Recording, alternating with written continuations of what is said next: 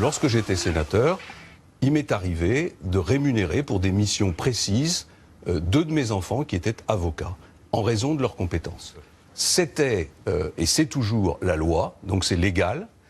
Au total, la femme du candidat des Républicains aurait perçu 831 440 €, sa fille plus de 57 000 € en 15 mois, son fils près de 27 000 € en 6 mois, soit un total de 83 735 € pour leurs compétences en tant qu'avocats. Sauf qu'au moment où ils ont été embauchés par leur père, ils n'étaient encore qu'étudiants. Et alors que toute la communication de François Fillon autour de ces allégations est plus que confuse, les boulets à ses chevilles s'alourdissent. Même si elle dit l'avoir accompagné pendant ses campagnes et ses meetings, Pénélope Fillon précise. En fait, je n'ai jamais été son assistante ou quoi que ce soit de ce genre-là. Je ne m'occupe pas de sa communication.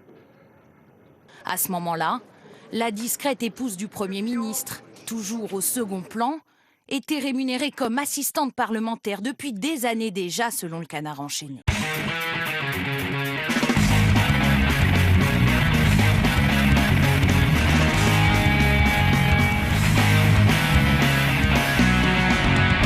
L'affaire Fillon, c'est l'arbre qui cache la forêt.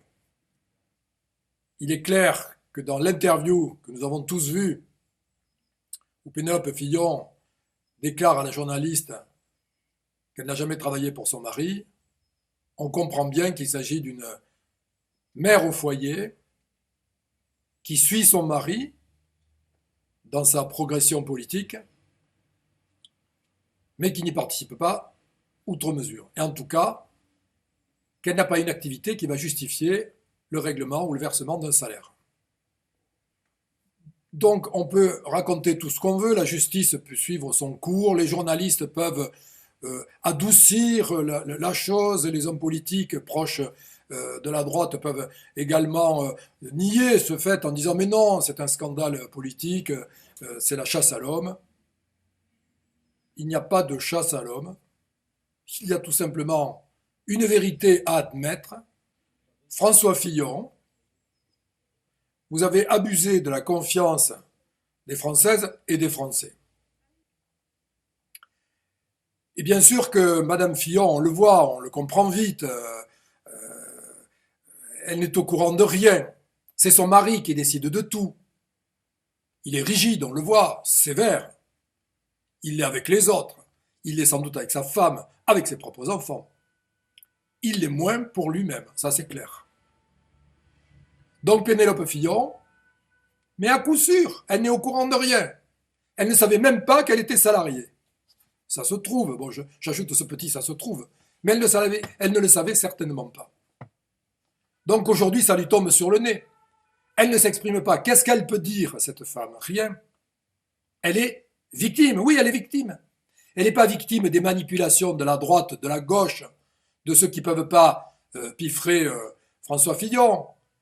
Ce n'est pas sans doute non plus le Front National. Non, non, c'est vous, François Fillon, j'allais dire, c'est toi, François Fillon, qui est responsable de ce chaos que tu as mis dans ta famille, dans ton couple, dans ta famille, avec tes enfants, et parmi les Français. Parce que nombreux sont ceux qui croyaient que tu incarnais la justice, la vérité, la propreté, l'éthique, et qui allaient voter pour toi. Alors j'entends, oui, mais tant pis, on va quand même voter pour lui parce que son programme, etc. Mais non, non, non, pas son programme. Qui vole un œuf, vole un bœuf.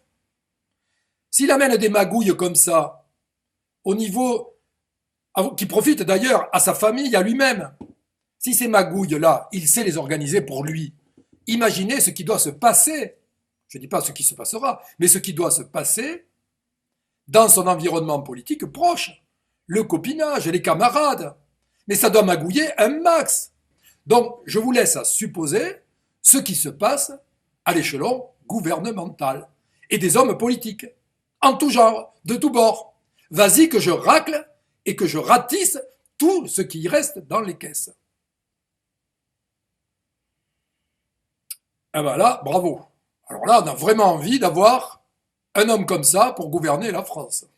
Franchement, j'applaudis à deux mains. Alors là, vraiment, là, tu lui fais confiance. T'es tranquille. Là, tu peux dormir sur tes deux oreilles. Celui qui a ses 700 € par mois de retraite, l'autre qui en a moins de 700 € par mois, les retraités en général, les artisans, les commerçants, les petits ouvriers, les agriculteurs. Alors là, ils sont tranquilles, ils savent qu'il y aura une redistribution, évidemment, de toute cette trésorerie qui est allouée à ces gouvernants, à ces hommes politiques. Et même malgré ces révélations de Pénélope qui dit non, je n'ai pas travaillé, on continue encore à dire oui, mais peut-être que ceci ou peut-être que cela, ou à moins que, mais oh oui, mais et est-ce qu'éventuellement il va continuer à se présenter et s'il se présente, qu'est-ce qui va se passer? Patati, patata. Mais non, on ne parle plus de tout ça, c'est fini. Il a volé, point final. Mais où est-ce qu'on est en France là? Où on est? Mais où on est? Pas la pudeur de dire je me retire, je m'en vais. Je suis en train de mettre tout mon parti en vrac, parce que c'est ça. Tout le bénéfice des élections de la primaire au tapis. Tous les Français qui sont complètement largués et paumés.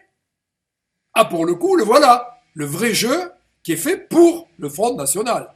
Là, ça leur donne complètement raison. La droite et la gauche, tous des pourris. L'affaire Fillon, c'est l'arbre qui cache la forêt.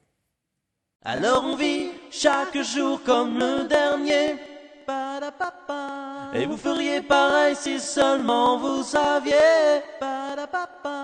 Combien de fois la fin du monde nous a frôlés. Alors on vit chaque jour comme le dernier. Parce qu'on vient de loin.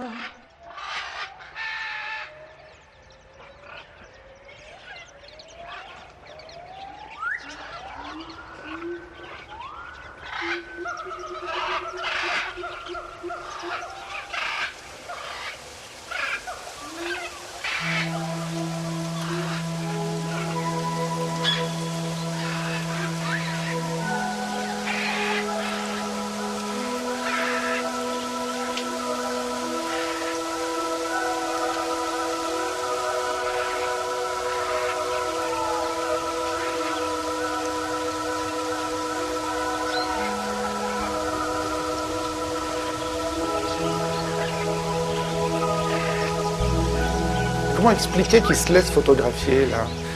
C'est-à-dire qu'ils assument parfaitement leur place dans la société. Il y a 5 enfants.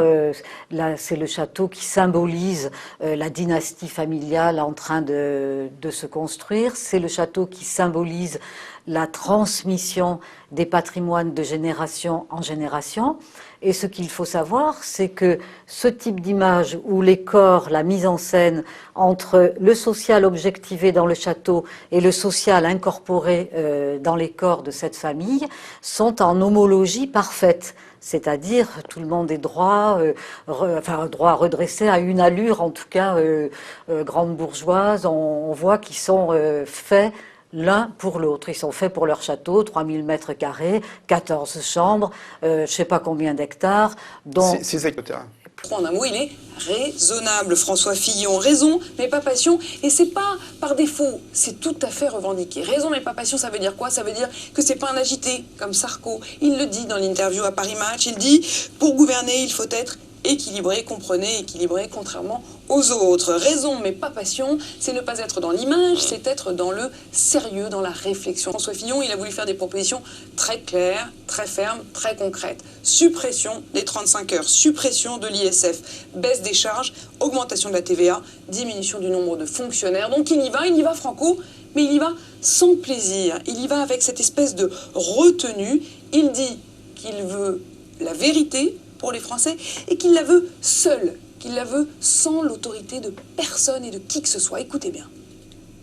Et ça, moi, je veux construire ça dans un dialogue direct avec les Français, sous l'autorité de personne, parce que je n'ai pas vocation à demander la permission à qui que ce soit. Plus 7 hectares de fermage, oui. De fermage, avec 218 kilos de viande fraîche qui sont servis chaque année au patron, au propriétaire. Alors attendez, expliquez-nous ça là, je pense que les gens ne comprennent pas là. Oui. Parce que ça fait un peu, je trouve que ça fait un peu régime féodal. Qu'est-ce que c'est que cette histoire de viande? Cette histoire, c'est qu'il y a les terres agricoles font l'objet d'un contrat de fermage où ceux qui cultivent les terres des Fillons doivent chaque année donner de la viande et du blé. Je suis surpris parce qu'il me semblait que ce genre de pratique était réservé au Moyen-Âge. Mais... Ben oui, mais moi aussi. Et dans le Canard enchaîné du 4 janvier. Oui, que j'ai là, un article qui est ici qui s'appelle Un château et quelques oubliettes. Ça repose sur quelle règle? C'est un contrat. Enfin, il y a un contrat qui a été déniché par Hervé Liffrand du Canard enchaîné, qui est un des auteurs justement des révélations de...